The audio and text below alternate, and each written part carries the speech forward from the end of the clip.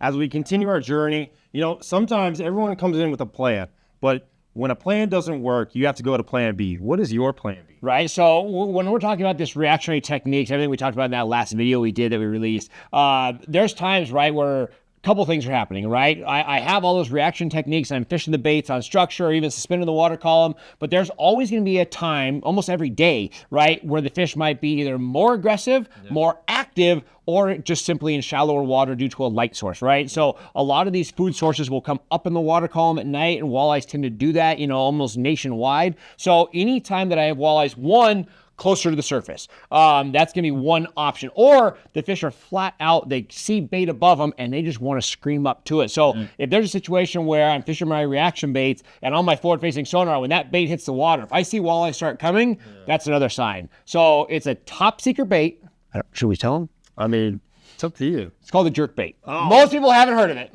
But, right, everybody knows that jerkbaits catch walleye, but the amount of 30-inch walleye that I catch at 11 a.m., on crystal clear flat days blows my mind. Everybody fishes them low light. Everybody has these styles for fishermen, and we know they catch fish, right? Jerkbaits catch big walleyes, but I don't think enough anglers have it to where this is one of those things that on my boat, I have a jerkbait on the deck at all times, right? Even though I fully go into the day working reaction baits and no intent to even fish a jerkbait, but all of a sudden on my graph, if I see a couple high fish, I'm casting. And if all of a sudden, as my baits hit the water, if I start seeing walleyes coming up to it, I throw the jerkbait out there. So the jerkbait's going to be a big kind of concept for that. Same thing like the reaction baits, always bigger. Bigger is better in the fall. So, you know, I am not afraid to throw a larger 5, 6, 7-inch jerkbait in the fall. I swear in the spring, I'm on the 3.5, 4-inch side of things. So I definitely do that. But the big kicker with this, and the only thing that I see drastically different of fall jerkbaits versus the rest of the time of year,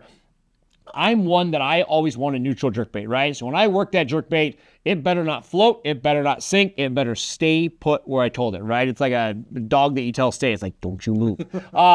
In the fall, I want a slow sink on my jerkbait. So when those fish are coming, it's easier for me to high stroke it with my rod and pull a bait up in the water column, right? And you know what I'm talking about. You just work the rod a little higher, the bait comes up. But it's harder to get a bait to go deep enough. So I want my jerkbaits to have a slow sink to them to where if all of a sudden my walleye's down there at 10 foot, my jerkbait only goes 5, 6 feet, I want to let it sink for 5, 6, 8 seconds, get it into the strike zone, and then start taking it away from those fish. As I retrieve, the walleyes will chase. It's just on that initial chase that I need that. So everybody's like, man, is there a lot of options of slow sink jerkbaits? With a 6X treble, you can, right? So I literally am taking a beefier treble to add the weight to any of the manufactured jerkbaits out there to prevent or to cause a slow sink. So I don't want it to stay neutral as it's designed to do. I basically, very simply, I'm not adding weight to it. I'm not manufacturing anything different. I am simply changing out my hooks to a heavier wired hook.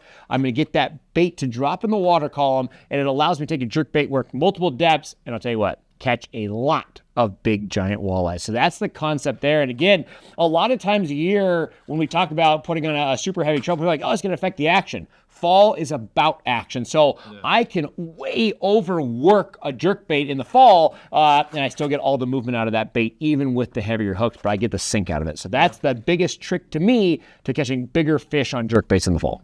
It's amazing, again, how subtle differences and adjustments can change everything. And you're talking about our mag 6X trebles. I mean, I never would have thought of that. And that's why we come to a subject matter expert who does it every day.